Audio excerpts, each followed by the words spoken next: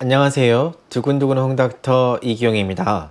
저는 여러분들과 함께 이상지질 혈증에 대해서 말씀을 드리고 있고 이제 거의 다 왔습니다. 이번에는 제가 치료편으로 가서 어렵지요. 약물 치료편을 좀 말씀을 드릴 텐데 궁금하시죠? 도대체 어떤 약물들이 있는지, 오메가3는 어떤 역할을 하는지 여기에 대해서 알아보도록 하겠습니다. 그래서 의사들은 도대체 어디에 포커스 둬가지고 치료를 하는지 거기에 대해서 알아보도록 할게요.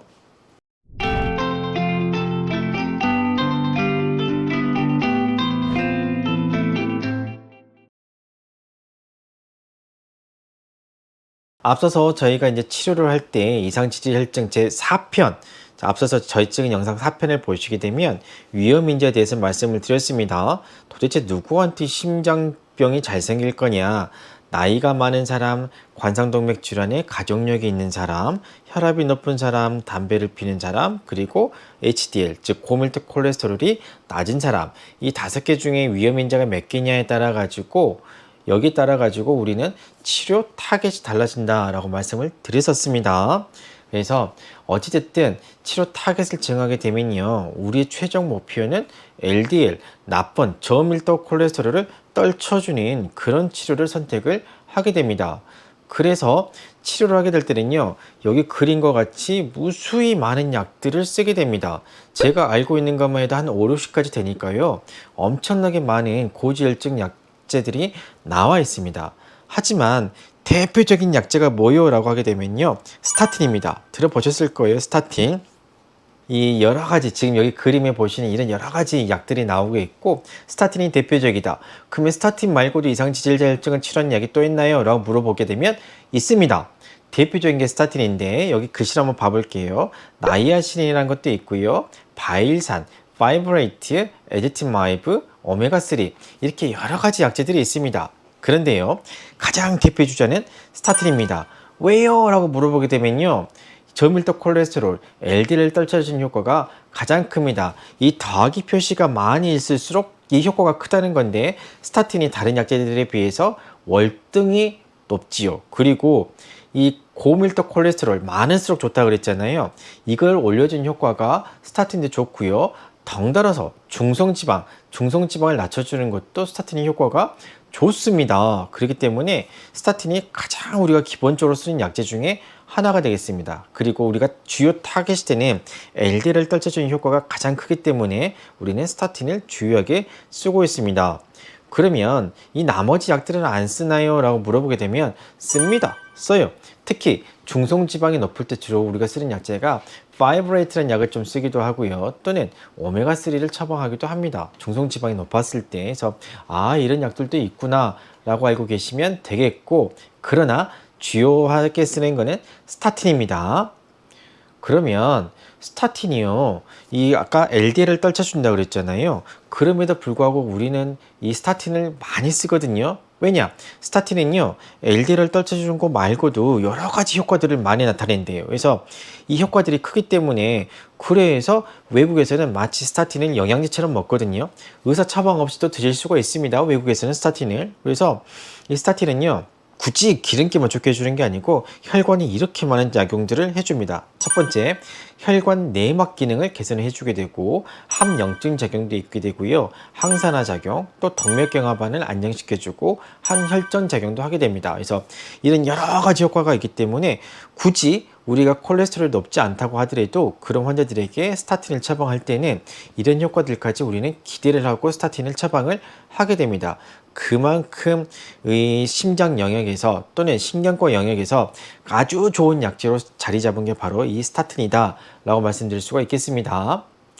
그런데 이 스타틴만 쓰게 되면요, 아까 우리가 목표치가 있다고 그랬잖아요. 예를 들면 심장병 환자 같은 경우는 LDL 수치가 55까지 떨쳐야 된단 말입니다. 근데 제가 만약에 쟀는데 제 기저에 원래 가지고 있는 LDL 수치가 170이에요. 근데 55까지 떨쳐야 돼요. 그러면 엄청나게 많이 떨쳐야 되거든요. 통상 우리가 절반 50%를 넘어서게 되면 고강도 스타틴, 아주 센 스타틴이다 라고 얘기를 하게 되는데 50%보다도 더 떨쳐야 되잖아요. 그럴 때는 이 스타틴만 가지고는 해결이 안 돼요. 그래서 최근에 각광을 받고 있는 약제 중에 하나가 바로 에제티미브 또는 에제티마이브라는 약입니다. 우리 가이드라인을 보게 되면요, 목표 LDL에 도달을 했느냐, 도달하지 못했으면 에제티미브를 추가를 해봐라 라고 되어 있거든요. 왜? 에제티미브는요, 스타틴과는 또 다른 기전으로, 또 다른 작용 방식으로 콜레스테롤을, 그 저밀도 콜레스테롤을 떨쳐줍니다. 어떻게 하느냐? 주로 스타틴은요, 간에서 이 LDL이 합성되는 것을 막아주는 역할을 하게 되는데요. 근데 이 에제티미브는요, 이 장에서, 우리 위장이 있잖아요. 소장, 대장에서 이 콜레스테롤이, 저밀도 콜레스테롤이 흡수되는 것을 차단시켜 버립니다. 그런 식으로 LDL을 떨치게 되거든요. 그래서 다른 작용 방식으로 작용하기 때문에 이게 서로 시너지 효과가 난다고 되어 있어요. 그래서 두 개가 만나게 되면은 그 스타틴만으로도 안 떨어지는 이 LDL이 에제티미브를 주게 되면 뚝 떨어지는 그런 효과를 보게 됩니다. 그래서 최근에는요, 에제티미브가 포함된 스타틴들이 이렇게 많은 상품들이 나와 있습니다. 한 번쯤 들어보셨을 겁니다. 뭐 로슈제시니, 아토제시니, 리바로제시니. 그때 제스로 끝나는 게요, 이게 에제티마이브가 포함된 겁니다. 또는 로스바미브처럼 미브, 에제티미브의 끝에 미브만 가지고 온 거거든요. 그래서 미브로 끝나는 약들도 에제티마이브가 포함된 거고요. 리피터 같은 경우에는 이 앞에서 리피터 아주 좋은 이 스타틴 중에 하나인데 화이자에서 나오게 되거든요. 화이자를 돈방석에 앉혀준 아주 좋은 약인데, 이 리피터 같은 경우도 리피터 플러스라 해가지고 뒤에 뭐 플러스 뭔가 하나 더 붙었잖아요. 이게 바로 에제티미브가 포함된 이런 약제입니다. 그래서 최근에는 그냥 단순한 스타틴보다도 이렇게 에제티미브가 포함된 이 스타틴이 훨씬 더 각광을 받고 있습니다. 왜? 대부분 병원에 오는 환자들은 심장질환자들이기 때문에 심장질환자들에게는 빠른 속도로 우리는 콜레스테롤을 떨쳐줘야 돼요. 그런데 이 빠른 속도로 콜레스테롤을 떨쳐줄 때는 스타틴만으로는 모자라고 이렇게 에제티미브가 포함되어 있으면 우리는 치료 효과를 극대화시킬 수 있기 때문에 최근에는 이런 약제들을 먼저 쓰는 추세다라고 말씀드릴 수가 있겠습니다. 다음으로 오메가3에 대해서 조금만 말씀을 드릴게요. 오메가3 많이들 드시잖아요. 마치 약방의 감초처럼 여기도 좋고 저기도 좋고 다 좋대요. 특히 우리 이상지질 혈증을 하고 있는데 중성지방을 떨쳐주는 효과가 좋습니다. 그러면 오메가3는 과연 심장에 도움이 될까요? 그래서 심지어는 뭐 슈퍼 오메가3라고 하기도 하고, 누구는 RTG 오메가라고 해가지고 뭐 이런 약들도 팔아요. 그러면 과연 이런 게 도움이 될까요? 저에게 물어봐요. 그러면 홍닥터는 오메가3를 돈 주고 사서 드실래요? 라고 물어보면 나중에 알려드릴게요. 여기에 숨겨져 있는 진실이 많습니다.